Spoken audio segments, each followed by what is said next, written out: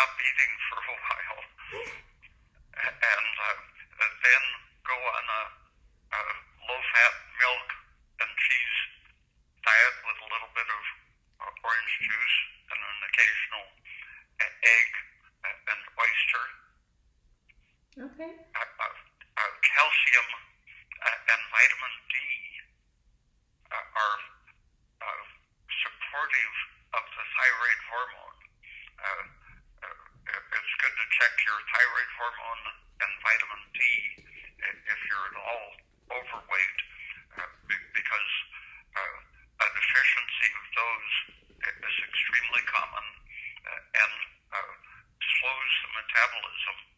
A high PUFA intake will suppress your vitamin D metabolism as well as your thyroid metabolism. So making sure those are good. And you want to lower the phosphate in your diet relative to calcium, and so milk and cheese as the staple of your diet will tremendously increase your heat production and energy metabolism, oxygen consumption, and make it much easier to lose weight.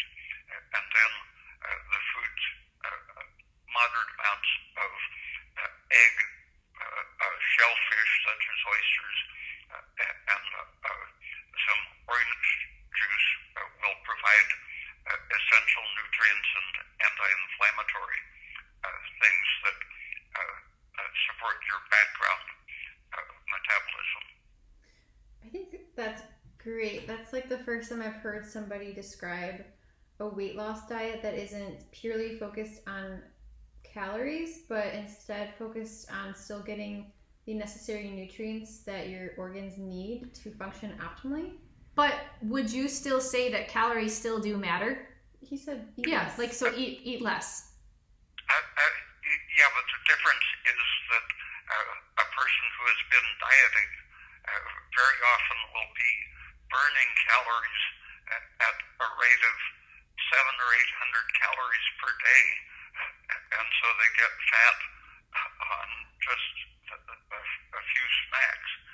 But when you shift over, making sure your vitamin D and thyroid are okay, but shift over to a high calcium to phosphate ratio in your diet, not much meat, not much shellfish, not much ordinary fish, but enough shellfish for the trace minerals. The high calcium to phosphate ratio and high protein relative to fat,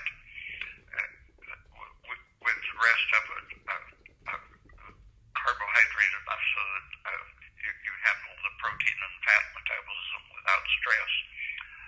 That will very quickly increase your calorie consumption from 700 or 800 a day up to the normal 2,000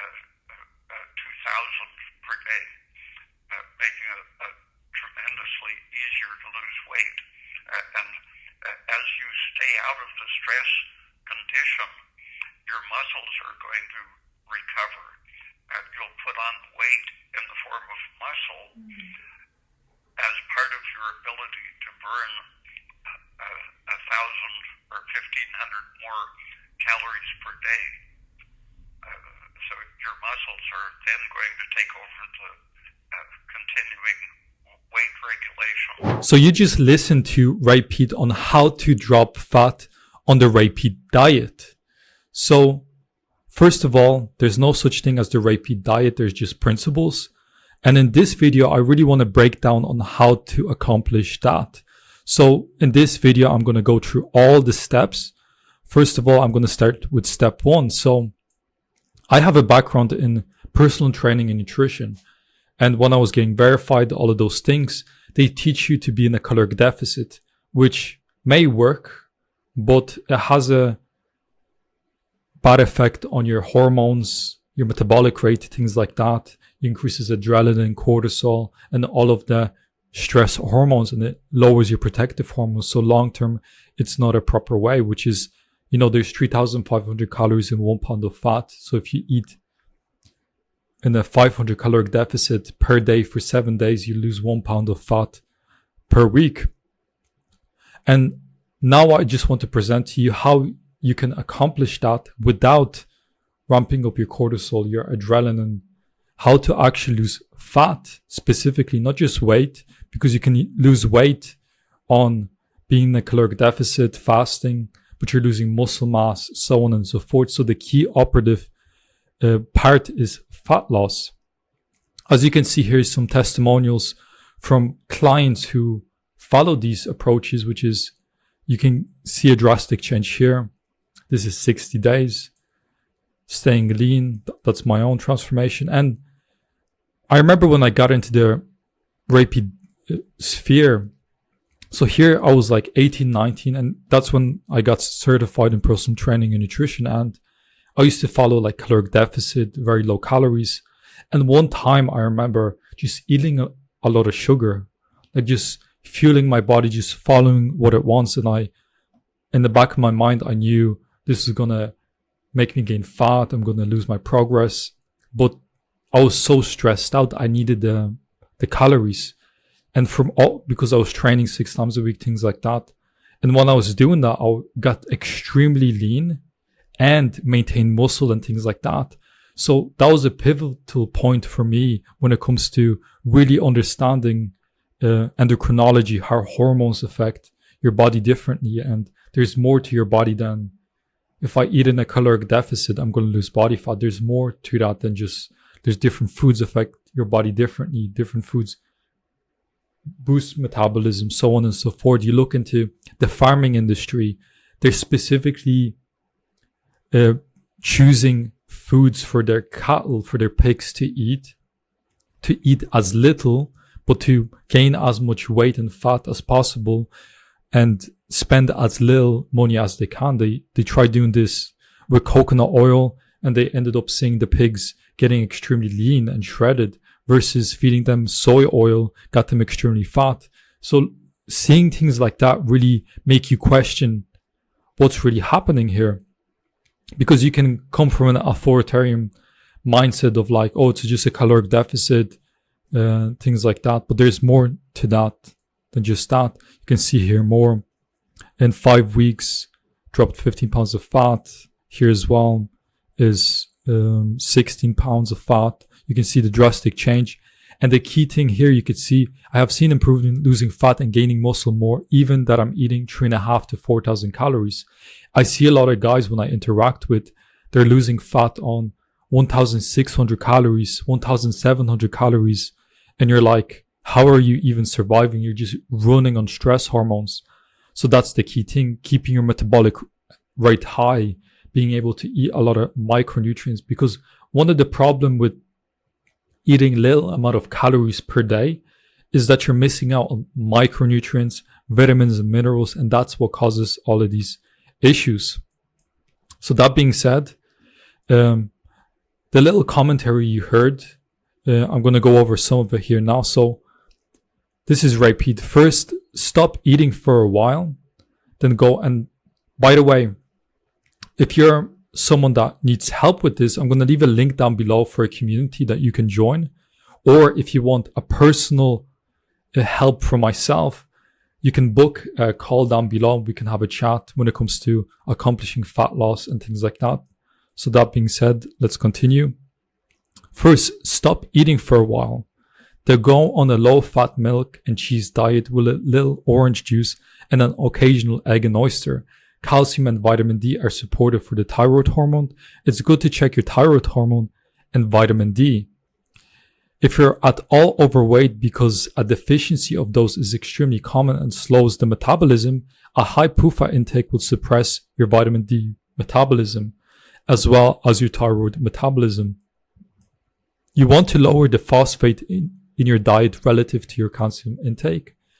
This will tremendously increase your heat production. The key thing, heat production is a byproduct of a high metabolic rate and energy metabolism and oxygen consumption. The more oxygen you consume, the more metabolic rate is going, and make it much easier to lose weight. And then the foods, moderate amounts of eggs, shellfish such as oysters, some orange juice will provide essential nutrients and anti-inflammatory things that support your background metabolism. So Ray Peat talks about boosting the metabolic rate from proper micronutrient consumption, because the problem of just going on a diet is people really mess with their metabolisms and they're eating 1,300, 1,400 calories a day, doing cardio, and they're maintaining their body weight or they're barely losing any weight. The key thing is having a high metabolism, and from that point, if your metabolic rate is 4,000 calories, fat loss is much, much easier. Animals' obesity increased directly in proportion to the ratio of unsaturated oil to coconut oil in their diet, and was not related to the total amount of fat they had consumed. This is, animals which ate just a little pure unsaturated oil were fat, and animals which ate a lot of coconut oil were lean. That's the example with the farms. Polyunsaturated fat inhibits thyroid and oxidative metabolism. Arachidonic acid stimulates prolactin secretion, and prolactin acts on the thyroid gland to decrease its activity, also increases serotonin. The easily oxidized short and medium chain saturated fatty acids of coconut oil provide a source of energy that protects our tissues against the toxic inhibitory effects of the unsaturated fatty acids and reduce their anti-thyroid effects. And I'll give you an example of how that occurred in a moment. Coconut oil is unique in its ability to prevent weight gain or cure obesity by stimulating metabolism. It is quickly metabolized and functions in some ways as an antioxidant.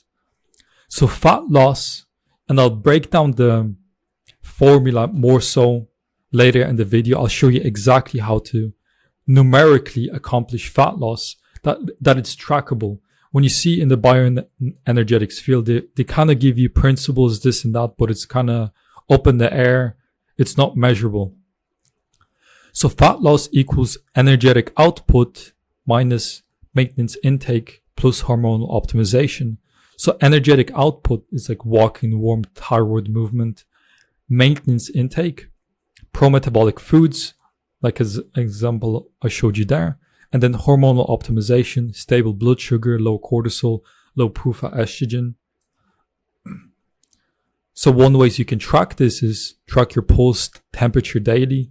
If either drops, you may be under eating or over exercising. Split your walks, use sugar before walks. But let's go deeper. So this is a quote from Ray Peat and fat loss, and this is his testimony, you can say. Although I had stopped using the unsaturated seed oils years ago, so it's like polyunsaturated fats like vegetable oils, things like that, and suppose that I wasn't heavily saturated with toxic unsaturated fat, when I first used coconut oil, I saw an immediate response that convinced me my metabolism was chronically inhibited by something that was easily alleviated by dilution, alleviated meaning stopped, by dilution or molecular competition. I had put a tablespoonful of coconut oil on some rice I had for supper, and half an hour later, while I was reading, I noticed I was breathing more deeply. Goes back to the higher oxygen consumption than normal. I saw that my skin was pink, meaning more blood flow, metabolic rate, things like that. And I found that my pulse was faster than normal, meaning increase in metabolism, more oxygen to the brain, about 98 beats per minute, I think. After an hour or two, my pulse and breathing returned to normal. Every day for a couple of weeks, I noticed the same response while I was digesting a small amount of coconut oil, but gradually it didn't happen anymore, and I increased my daily consumption of the oil to about an ounce. I kept eating the same foods as before, including a quart of ice cream every day, except that I added about 200 to 250 calories per day as coconut oil. Apparently, the metabolic surges that happened at first were an indicator that my body was compensating for an anti-thyroid substance by producing more thyroid hormone. When the coconut oil relieved the inhibition, I experienced a moment of slight hyperthyroidism, but after a time the inhibitor became less effective and my body adjusted by producing slightly less thyroid hormone. But over the next few months, I saw that my weight was slowly and consistently decreasing. It had been steady at 185 pounds for 25 years, but over a period of 6 months, I dropped to about 175 pounds. I found that eating more coconut oil lowered my weight another few pounds, and eating less caused it to increase, showcasing that he ate more calories, but because he prioritized hormonal optimization, he experienced fat loss. So what is the core formula when it comes to fat loss? So fat loss equals energetic output minus energy intake from good fuel. We rise output by supporting the thyroid, avoiding stress, and adding easy movement like walking. The metabolic fat loss formula. So fat loss, 1 pound per week equals extra energy burned per day times 7 divided by 3,500, because 3,500, that's in 1 pound of fat. So let's say you're an individual that weighs 100 kilograms and walks 5 kilometers. That will burn 500 calories. So 500 calories times 7 equals 3,500 calories equals 1 pound of fat loss per week. So no calorie cutting, just metabolic enhancement plus walking. Approved Ray Peat food formula, pro-metabolic macros. So I'll go over how to set that up. This is just a range and avoiding the problematic foods. Check metabolism daily. Use pulse and temperature as metabolic scorecard. Pulse 75 to 90 beats per minute. Temperature 97.8 to 98.6. And then 98.6 to 99 in the afternoon. These mean your thyroid is active and you're in a fat burning mode. Stress-free fat loss formula. So effective fat loss equals lipolysis minus stress hormone rebound. Stress, like over-exercising or fasting, releases fat but also restores it if cortisol rises. Avoid this by eating sugar and protein frequently, avoiding long fasts or HIIT, keeping warm, calm, and nourished. Movement multiplier. So a multiplier you can use to track your caloric intake, and not caloric intake, but caloric expenditure based off of how much distance you've covered. So how much you weigh. So calories burned equals body weight in kilograms multiplied by distance in kilometers. So for example, if you weigh 100 kilograms, you walk 5 kilometers, you burn 500 calories per day, which equals, if you eat in a maintenance caloric, like your maintenance is 2,500, you keep eating that and you keep avoiding problematic foods and you use approved foods and you just introduce this, you will lose 1 pound of fat per week, and you just have to readjust as your weight decreases because you weigh less and you burn less calories per kilometer. So how to burn 1 pound per week Ray Peat style. Eat maintenance calories from pro-metabolic foods. Walk 5 kilometers per day, split into 2 to 3 sessions. Keep body temperature and pulse in an ideal range. Avoid puffer, grain, stress hormones. Use sugar and protein to support thyroid and lower cortisol. So this is a website, free.fedursky.com. And here's a calorie and macro calculator. So, for example, you weigh, let's do the kilograms this time. So 100 kilograms. Let's say you're 20% body fat and you do 10,000 steps per day. You just want to do maintenance, calculate.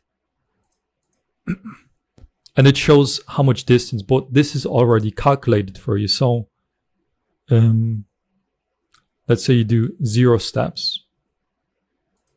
So you do 0 steps, and this is your maintenance.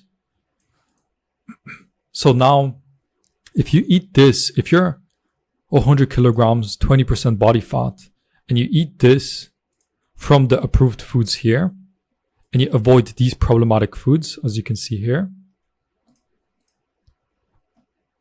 and you do the steps, so the 5 kilometers per day, and you do that consistently, the biggest mistake people make when it comes to fat loss is not tracking properly. They're not weighing their foods.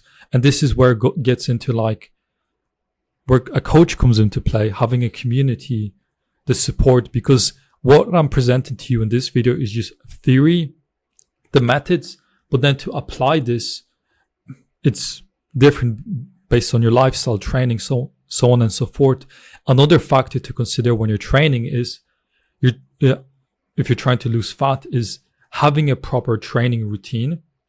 So you train in a way to, because eating in a caloric deficit or just eating maintenance, introducing walking can still result in some muscle loss, right? But you stop that by having a proper training routine that tells your body, I need this muscle, accomplish the increase in calorie need, accommodate that by using fats for fuel rather than muscle because I need this muscle. So when done properly, you can accomplish that. So on and so forth. So based off of the methods that I presented to you, following this and tracking everything you eat, because if you're not tracking a bit of butter, some juice, some rice, or you're eyeballing things, you're going to be overeating. Or some people overeat one day and the next day they try to hit their goal. No, you have to take away. So you need to look at net calories per week, per month. Same with the walking. If you walk 4 kilometers one day, you want to make up for that the next day by walking 6. So you want to look at net walking distance per week. And you have to do that for a prolonged period of time. So this is where the discipline, the magic that you're looking for is in the work that you're avoiding. So upholding the foods, being disciplined and things like that. So yeah, that being said, this was a video on fat loss on the Ray Peat diet. So this is the strategies I use, the strategies that I get my clients to follow. And yeah, hopefully you got some value out of this video. And yeah, peace.